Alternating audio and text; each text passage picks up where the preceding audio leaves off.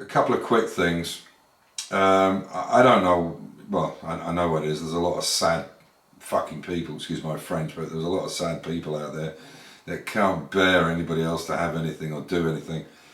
I got a shitty comment from some arsehole, that's the only expression I can use, on my video on my E-Type when I got it out.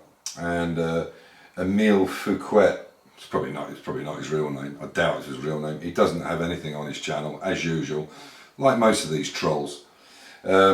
He's written here, what is the point of this video? Why don't you illustrate what was good or bad of all I mean, his grammar's atrocious, obviously. Bad of all E-Types and why the XK was superior from an engineering mechanical point of view. The purpose of overhead camshafts is to allow, and he goes on and on and on. He's basically cherry picked this shit. Engines that can achieve high RPMs without valve floating. All of the 600 generators have dual overhead cam. Yeah, well, that's fairly obvious, yeah. And then he said that they are ridiculous design, replace the clutch and requires, it's a massive, great long thing. Basically, he's saying at the end, the merits of motor vehicles measured by under the outer skin, the same manner that apply to pathetic humans. So I thought, well, you know, I thought I'll reply to him anyway. So I just thought, you know, you talk about redlining, you want to watch your blood pressure and coming out with stuff like that. In the end, he wrote back again, it appears you don't understand anything about automotive technology and poor examples found in most English junk. I guess he means the E-Type. Obviously the guy has got shit for brains, but whatever. And I just, in the end, I just wrote to him, I understand you're a prat and a typical troll who has fuck all better to do than be a keyboard warrior. If you had any knowledge, you would have videos on your channel, but you have zip, as most of them do. If he does it again, I'll just fucking ban him, simple. Excuse my French, but these people really piss me off. There's just no need for it. Tonight I put up part 2 and got another one. Again, I looked at his website. He's got loads of videos, but other people's. What else? And his spark and then got it started. Excuse me, I have to turn that off. And he wrote Pieter Bessenden out. It's probably some. I actually said in the video that the centre bolt doesn't do anything. Now that's a slip of the tongue. I just said it. That centre bolt does two things.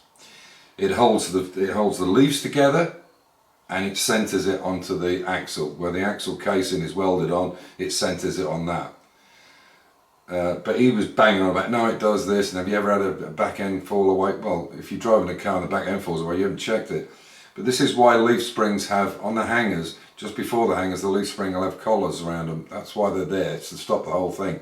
And the fact that you've got two massive U-bolts going down through the base plate, which is also the shock absorber hanger, and the axle itself, unless the chassis rips out, it's not going to be a problem. But, you know, he's right back, oh, it's not called a centre bolt for nothing. No, it's a centre bolt, and I said it. And I actually explained in the video, which he didn't watch, obviously, because he's a troll. And I wrote to back, and I made an explanation. And then I went and looked on his site, and I said, Pieter, PTO. I see you have 11 subs and no videos of your own. Tells me all I need to know. You're a tosser.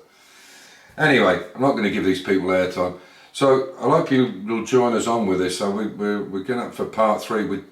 The reason it might seem like I'm pushing this or going quite quickly. It's not that. I want to know where we are with the car, with this vehicle. What I need to spend on it, what I don't need to spend on it, what I'm ultimately going to do with it.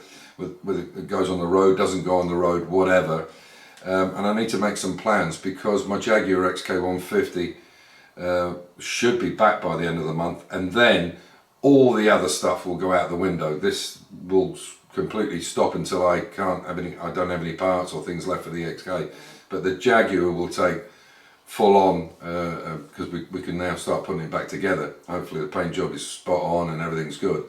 So that's the reason we're kind of doing this. And I'm retired, so I have the time. and I have the time and the inclination and the equipment to do it. So.